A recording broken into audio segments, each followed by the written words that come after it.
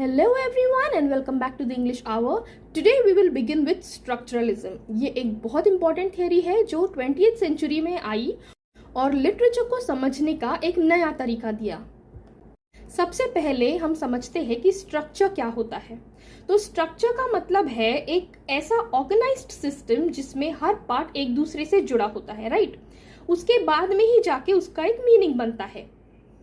जैसे आप एक घर को ही देख लीजिए, सिर्फ एक वॉल या रूफ से घर नहीं बनता है, राइट? वॉल्स, रूफ, फाउंडेशन सब मिलके एक कंप्लीट हाउस बनाते हैं।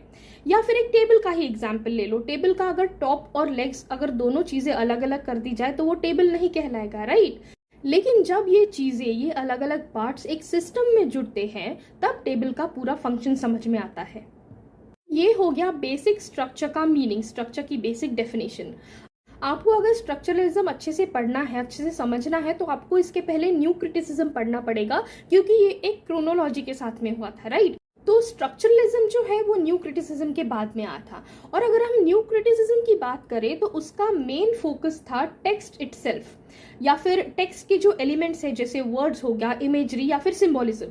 न्यू क्रिटिसिज्म क्या कहता था? हमें ऑथर की इंटेंशन से कोई लेना देना नहीं है कि उसकी क्या इंटेंशंस रही होगी ये पर्टिकुलर वर्क लिखते टाइम, या फिर रीडर के इमोशन से कोई लेना देना नहीं है। मतलब रीडर अगर वो वर्क पढ़ता है तो अगर उसको रोना आता है या हंसी आती है तो उससे भी हमको कोई लेना देना नहीं है। लेकिन स्ट्रक्चरलिज्म जो है इससे आगे ले जाता है और कहता है कि हर टेक्स्ट एक लार्जर सिस्टम का स्ट्रक्चर का पार्ट है, राइट? और मीनिंग सिर्फ इंडिविजुअल वर्ड से नहीं आता। देखो यहाँ पे जो है स्ट्रक्चरलिज्म न्यू क्रिटिसिज्म को कंप्लीटली डिनाई कर रहा है। न्यू क्रिटिसिज्म कहता था मीनिंग जो है टेक्स्ट का वो वर्ड से ही आता है, वो लिटरेचर के टेक्स्ट से ही आता है। लेकिन यहाँ पे स्ट्रक्चरलिज्म क्या कह रहा है? मीनिंग इंडिविजुअल वर्ड से नहीं आता है बल्कि उनके इंटर रिलेशन से निकलता है। यानी न्यू क्रिटिसिज्म ने टेक्स्ट को स्टडी करना सिखाया, जबकि स्ट्रक्चरलिज्म ये समझाता है कि टेक्स्ट का मीनिंग एक लार्जर सिस्टम में कैसे फिट होता है। अब हम समझते हैं कि स्ट्रक्चर में मीनिंग कैसे बनता है। सो स्ट्रक्चरलिज्म कहता है कि कोई भी चीज अपने आप में कंप्लीट मीनिंग नहीं देती है।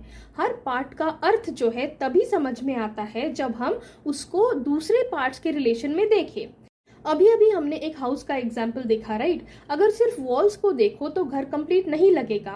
रूफ और फाउंडेशन भी होंगे, लाइक डोर्स होंगे, विंडोज होंगी, तब जाके घर का स्ट्रक्चर और फंक्शन समझ में आता है, राइट? सो हर पार्ट का अपना एक रोल होता है और बिना स्ट्रक्चर के हम पूरे मीनिंग को समझ नहीं सकते। That is impossible. इसी तरह लिटरेचर में भी हर वर्ड, सेंटेंस और सिंबल का मीनिंग तभी समझ में आता है जब हम उनके सिस्टम या स्ट्रक्चर को समझें। स्ट्रक्चरलिज्म कहता है कि टेक्स्ट के अलग अलग एलिमेंट्स जो है वो एक दूसरे से जुड़े होते हैं और एक ऑर्गेनाइज्ड सिस्टम बनाते हैं। स्ट्रक्चरलिज्म में ये फोकस इसी पर होता है, रिलेशंस और कनेक्शन को समझाना, ठीक है, ना कि सिर्फ इंडिविजुअल एलिमेंट्स को देखना। जबकि न्यू क्रिटिसिज्म को एग्जैक्टली यही करने के लिए कहता था कि वर्ड में ही आप उसका मीनिंग ढूंढो, उसके इंडिविजुअल एलिमेंट्स में ही उसका मीनिंग ढूंढो। लेकिन स्ट्रक्चरलिज्म में ये चीज नहीं है। स्ट्रक्चरलिज्म क्या कहता है कि रिलेशंस ढूंढो, कनेक्शंस ढूंढो उसको समझने के लिए, टेक्स्ट को समझने के लिए। स्ट्रक्चरलिज्म के थोड़े से बैकग्राउंड को देख लेते हैं। ये डेवलप हुआ था मिड 20th सेंचुरी में, मेनली आप कह सकते हैं 1950s या 60s के बीच में, ठीक है?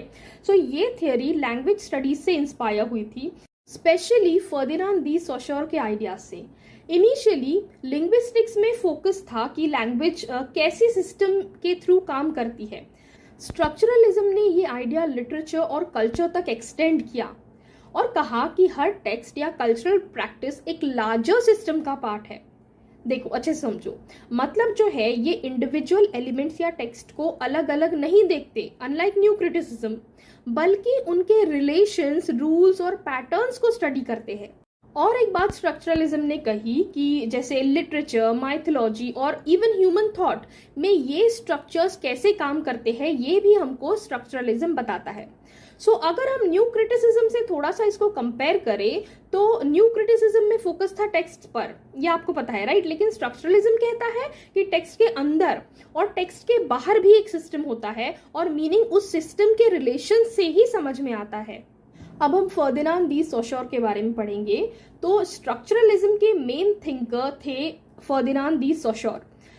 इन्हें हम फादर ऑफ मॉडर्न लिंग्विस्टिक्स के नाम से भी जानते हैं।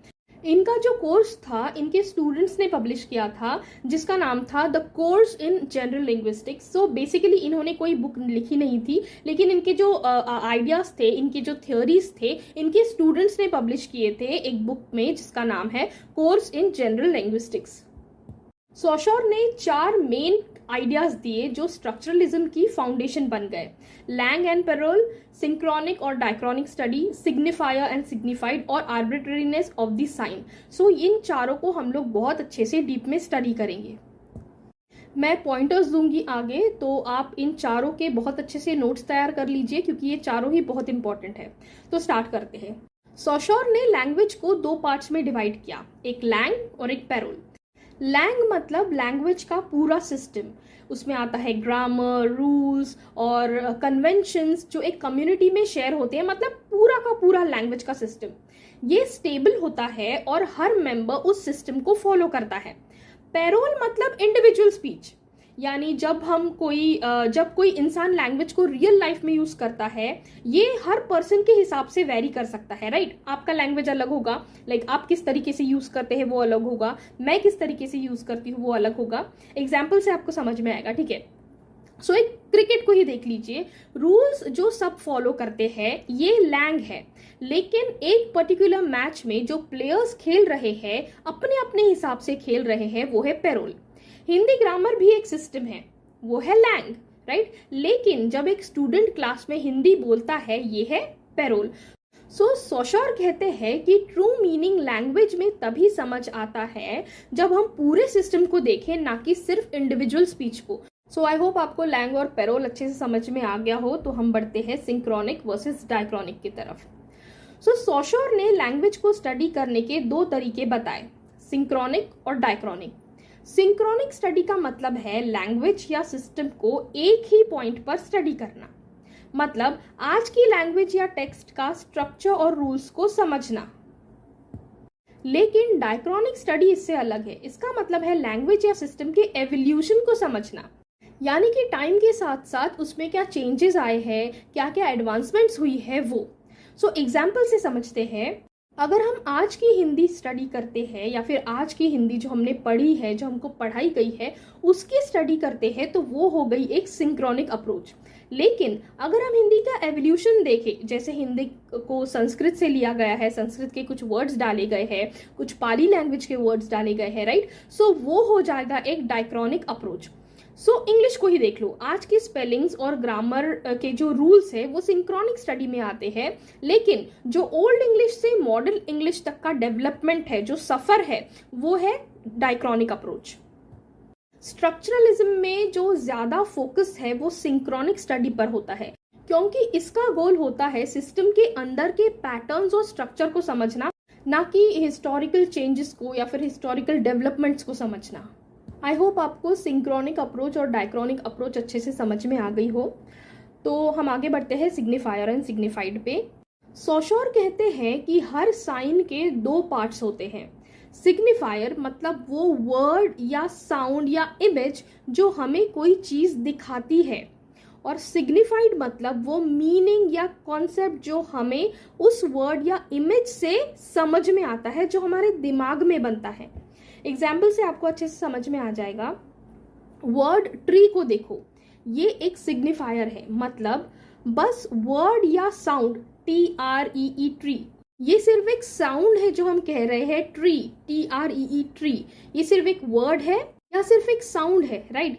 लेकिन ट्री के बारे में जो हम कॉन्सेप्ट अपने दिमाग में बनाते हैं, जैसे अगर कोई ट्री किसी ने हमारे सामने बोल दिया तो हम झट से हमारे दिमाग में एक पेड़ बना लेंगे, उसकी ब्रांचेस बना लेंगे, उसके लीव्स बना लेंगे, ट्रंक बना लेंगे, है ना। तो इसको कहते हैं सिग्निफाइड। जो हमारा माइंड ने प्रोसेस किया वो पर्टिकुलर वर्ड को देख के या फिर वो पर्टिकुलर साउंड को सुन के जो इमेज हमारे माइंड में बनी है उसको कहते हैं सिग्निफाइड। तो सोशोर कहते हैं कि सिग्निफायर चेंज नहीं होता है, लेकिन सिग्निफाइड हमेशा बदलते रहता है। तो ये किस तरीके से होता है? अगर हम ट्री साउंड सुनते हैं तो मे बी मेरे दिमाग में मैंगो ट्री बनेगा, आपके दिमाग में हो सकता है गुआवा ट्री बनेगा, किसी के दिमाग में हो सकता है कोई और ट्री बनेगा, या फिर किसी के दिमाग में लीव्स बनेगी, किसी के दिमाग में ट्रंक बनेगा, राइट। सो इसी तरीके से सिग्निफाइड जो है वो हमेशा बदलते रहता है, मतलब वो एक स्पेसिफिक नहीं होता है, जबकि सिग्निफायर कॉमन है, राइट। हमारी लैंग्वेज में, इंग्लिश लैंग्वेज में TREE ट्री ये कॉमन है, लेकिन इसके जो सिग्निफाइड है, इसका जो हर एक के दिमाग में अलग अलग इसका जो कॉन्सेप्ट बन रहा है वो सिग्निफाइड है और वो चेंज होता है, वो सबके अलग अलग होते हैं। एक और एग्जाम्पल देखते हैं। ट्रैफिक लाइट का रेड कलर सिग्निफायर है और इसका मतलब स्टॉप योर व्हीकल, ये सिग्निफाइड है। यानी मीनिंग तभी बनता है जब हम सिग्निफायर और सिग्निफाइड को एक साथ में समझते हैं। आगे हम लोग बढ़ते हैं नेक्स्ट टॉपिक की तरफ। सॉशोर का एक और इम्पॉर्टेंट आइडिया है जिसका नाम है आर्बिट्रेरीनेस ऑफ द साइन। इसका मतलब है कि सिग्निफायर और सिग्निफाइड के बीच में कोई भी नेचुरल लिंक नहीं होता है, नेचुरल कनेक्शन नहीं होता है। फॉर एग्जाम्पल देखते हैं, इंग्लिश में जो वर्ड डॉग है, DOG डॉग, एक सिग्निफायर है, राइट। सो उसी का नाम हिंदी में कुत्ता है। हिंदी में सिग्निफायर क्या है? कुत्ता, और स्पेनिश में कहते हैं पेरो। सो तीनों अलग अलग वर्ड्स है, लेकिन उसका जो कॉन्सेप्ट है वो एक ही है, राइट। मतलब वर्ड और मीनिंग के बीच का जो रिलेशन है वो नेचुरल नहीं है बल्कि आर्बिट्ररी है, मतलब मैन मेड है या फिर किसी तथ्य पर आधारित नहीं है। एक और एग्जाम्पल लेते हैं ट्रैफिक लाइट का, जैसे हमने इसके पहले भी देखा। रेड कलर का नेचुरली स्टॉप मतलब नहीं होता है। क्या रेड कलर का नेचुरली स्टॉप है? जब रेड कलर बना तो उसके ऊपर स्टॉप लिख के आया? Of course not. लेकिन हम सब ने अग्री किया है कि red light means stop, green means go. यानी मीनिंग सोशल अग्रीमेंट से बनता है, वो नेचुरल नहीं होता है। एक और एग्जाम्पल देखते हैं बॉटल का। ओके, सो हमने सोचा, इंसानों ने सोचा कि एक फ्लास्क बनाएंगे, राइट, और उसके ऊपर ढक्कन लगा देंगे तो उसको हम बॉटल कहलाएंगे। तो ये तो हमने माना कि इसको बॉटल कहेंगे, इस चीज को, राइट। जो सिग्निफायर है BOTTLE, उसको बॉटल बोलना है, उसकी मेंटल इमेज जो है हमारे दिमाग में बॉटल बनेगी। फिर वो कैसे ही बने, green colour bottle, red colour bottle, steel का बॉटल, प्लास्टिक का बॉटल, वो कुछ भी बने, लेकिन हमने सोशली ये एक्सेप्ट किया है कि ये जो है ये बॉटल कहलाएगी। बॉटल ने तो नहीं माना, राइट। बॉटल को थोड़ी पता है कि मुझे बॉटल बोला जाता है या फिर मैं बॉटल हूँ, राइट। सोशोर कहते हैं इसीलिए जो सिग्निफायर है वो बहुत इंपॉर्टेंट है, सिग्निफाइड इतना इंपॉर्टेंट नहीं है। सिग्निफाइड हमेशा चेंज होते रहता है। जैसे कि हमने देखा स्पेनिश में डॉग को पेरो कहते हैं। अब हमको कुत्ता समझ में आता है, हमको डॉग समझ में आता है। कहीं पे भी हमने DOG डॉग लिखा देखा तो हम हमारे दिमाग में मेंटल इमेज बना लेंगे डॉग की। फिर वो चाहे कैसी ही इमेज बने, किसी के माइंड में मे बी जर्मन शेफर्ड आएगा, किसी के माइंड में मे बी पूडल आएगा, किसी के माइंड में लैब्रा आएगा, किसी के माइंड में इंडी डॉग आएगा, राइट। लेकिन हमको पता है DOG डॉग का सिग्निफायर क्या है। लेकिन जैसे हमको स्पेनिश नहीं आती, तो अगर हम पेरो लिखा देखे, PERRO पेरो लिखा देखे, तो क्या हम एक डॉग की इमेज बना पाएंगे? ऑफ कोर्स नॉट, क्योंकि हमने स्पेनिश नहीं पढ़ी है और हमको उस पर्टिकुलर सिग्निफाइड का सिग्निफायर क्या है वो हमको पता नहीं है, राइट। सो इसीलिए सोशोर ने कहा कि सिग्निफायर ज्यादा इंपॉर्टेंट है, क्योंकि वो स्टिल है, वो चेंज नहीं होता है, वो एक ही है। लेकिन जो सिग्निफाइड है, जो मेंटल कॉन्सेप्ट्स है, वो हमेशा चेंज होते रहते हैं, हर किसी के दिमाग में अलग होते हैं। और सोशोर कहते हैं कि ये आर्बिट्ररीनेस ही लैंग्वेज को फ्लेक्सिबल बनाती है। अगर रिलेशन नेचुरल होता तो हर लैंग्वेज में सेम वर्ड्स होते, तो लिटरेचर इतना रिच नहीं होता। लेकिन क्योंकि रिलेशन आर्बिट्ररी है, इसलिए हर लैंग्वेज अपने अपने अलग अलग वर्ड्स डेवलप करती है। आई रियली होप कि आपको आर्बिट्ररीनेस बहुत अच्छे से समझ गया होगा। मैं ट्राई की हूँ कि आपको सिंपल लैंग्वेज में अच्छे से समझाऊँ। So let's move on to the another topic. Structuralism में एक और इम्पॉर्टेंट आइडिया है जिसको कहते हैं बाइनरी ऑपोजिशंस। मतलब हम चीज़ों को समझते हैं उसके कॉन्ट्रास्ट के थ्रू, जैसे लाइफ और डेथ हो गया, या फिर लाइट और डार्क हो गया, मेल और फीमेल हो गया, राइट। सो ये ऑपोजिशंस हमें मीनिंग देते हैं। इस अप्रोच में फोकस एक टेक्स्ट पर नहीं होता बल्कि पूरे सिस्टम और उसके अंडरलाइंग रूल्स पर होता है। मतलब अगर हम किसी कलर को देखें, अगर हम रेड को देखें तो वो रेड क्यों है? क्योंकि वो व्हाइट नहीं है, क्योंकि वो ग्रीन नहीं है, राइट। सो इसी को बोलते हैं बाइनरी ऑपोजिशंस। अगर हम किसी को कहते हैं कि ये मेल है तो भाई वो मेल क्यों है? क्योंकि वो फीमेल नहीं है, राइट? किसी लड़के को हम लड़का है क्यों कहते हैं? क्योंकि वो लड़की नहीं है, राइट? डे को डे क्यों बोला जाता है? मॉर्निंग को मॉर्निंग क्यों बोला जाता है? क्योंकि वो नाइट नहीं है, राइट? काला को काला क्यों कहते हैं? क्योंकि वो सफ़ेद नहीं है, राइट? सो सोशोर ने कहा कि इसी तरीके से जो ह्यूमंस हैं उन्होंने ऑपोजिट जो वर्ड्स है, ऑपोजिट लैंग्वेज को डेवलप किया अपने कन्वीनियंस के लिए, और इसी तरीके से उन्होंने बाइनरी ऑपोजिशंस का आइडिया दिया। अब आते हैं स्ट्रक्चरलिज्म के कोर आइडिया पर। स्ट्रक्चरलिज्म कहता है कि मीनिंग कभी भी एक एलिमेंट में अकेला नहीं होता। मतलब एक वर्ड या एक सिंबल अपने आप कोई मतलब नहीं होता है, उसके अपनी खुद की अपने आप में कोई उसकी मीनिंग नहीं होती है। उसका मतलब उसके रिलेशन से बनता है जो वो सिस्टम के अंदर रखता है, ठीक है? फॉर एग्जाम्पल आप देखो, एक हीरो को हम तब समझ पाते हैं जब उसके ऑपोजिट एक विलन होता है। अगर विलन ही ना हो तो हीरो की आइडेंटिटी इनकम्प्लीट हो जाती है। मतलब मीनिंग हमेशा रिलेशन से आता है। अब देखते हैं हम कि स्ट्रक्चरलिज्म लिटरेचर में कैसे अप्लाई होता है। सो स्ट्रक्चरलिज्म ऑथर की फीलिंग्स या इमोशंस पर फोकस नहीं करता। ये कहता है कि एक लिटरेरी टेक्स्ट एक सिस्टम ऑफ साइन है, ठीक है? मतलब एक बुक या एक पोम कोई अकेली नहीं होती है, वो एक बड़े सिस्टम का एक पार्ट है जिसमें पैटर्न्स और रूल्स होते हैं। सो लिटरेचर में मीनिंग ऑथर की इंटेंशन से नहीं बल्कि टेक्स्ट के अंदर के रिलेशंस और स्ट्रक्चर्स से बनता है। जैसे लैंग्वेज के रूल्स होते हैं, राइट? वैसे ही लिटरेचर में भी कोड्स और कन्वेंशंस होते हैं। आप मिथ्स को देखो, अलग अलग मान्यताओं को देखो, चाहे ग्रीक हो, इंडियन हो या अफ्रीकन हो, सभी मिथ्स में कुछ ना कुछ कॉमन पैटर्न्स मिलते हैं। जैसे hero versus villain, good versus evil, struggle और विक्ट्री। तो फेरी टेल्स में भी सिमिलर स्ट्रक्चर्स होते हैं। आप देखिए, एक पुअर हीरो होगा, फिर एक में भी एक मैजिकल हेल्पर आएगी, और फिर एंड में सक्सेस दिखाता है। मे बी वो मैजिकल हेल्पर वो हीरो को हेल्प करती है, वो कुछ बड़ा बन जाता है, राइट? सो सारे मिथ्स में कुछ तो भी कॉमन होता है, भले ही वो किसी ही नेशन का हो, किसी कंट्री का हो। सो स्ट्रक्चरलिज्म कहता है कि हम इन सरफेस स्टोरीज से ज्यादा इनके पीछे छिपे डीप स्ट्रक्चर्स को समझें, तभी हम लिटरेचर का सच्चा मीनिंग निकाल पाएंगे। यानी आप कह सकते हैं कि स्ट्रक्चरलिज्म लिटरेचर को एक साइंस की तरह स्टडी करता है, जिसमें रूल्स होते हैं, पैटर्न्स होते हैं, और इन सब से ऊपर सिस्टम्स को समझना सबसे इम्पोर्टेंट होता है। स्ट्रक्चरलिज्म का एक लास्ट टॉपिक बच गया है, वो हम बहुत जल्दी से ले लेंगे क्योंकि वीडियो ऑलरेडी लंबी हो गई है। सो स्ट्रक्चरलिज्म की स्ट्रेंथ हम लोग पढ़ते हैं। इसका सबसे बड़ा, सबसे इम्पोर्टेंट स्ट्रेंथ ये है कि ये इंडिविजुअल इंटरप्रिटेशन से ज़्यादा स्ट्रक्चर पर फोकस करता है। मतलब एक सिस्टमैटिक मेथड देता है टेक्स्ट और कल्चरल प्रैक्टिसेस को समझने के लिए। और दूसरा देखेंगे, ये थ्योरी यूनिवर्सल है, सिर्फ लैंग्वेज या लिटरेचर तक लिमिटेड नहीं है, बल्कि एंथ्रोपोलॉजी बोलो, कल्चर बोलो या फिर सोसाइटी बोलो, इन सभी में अप्लाई होता है। और थर्ड मोस्ट इंपॉर्टेंट थिंग, इसके कॉन्सेप्ट्स जैसे लैंग और payroll, signifier, signified, binary opposition's students को एक क्लियर फ्रेमवर्क देते हैं जिसमें वो किसी भी टेक्स्ट को अच्छे से एनालाइज कर सकते हैं। सो इसी वजह से स्ट्रक्चरलिज्म को एक पावरफुल और साइंटिफिक अप्रोच माना जाता है लिटरेरी थियोरी में।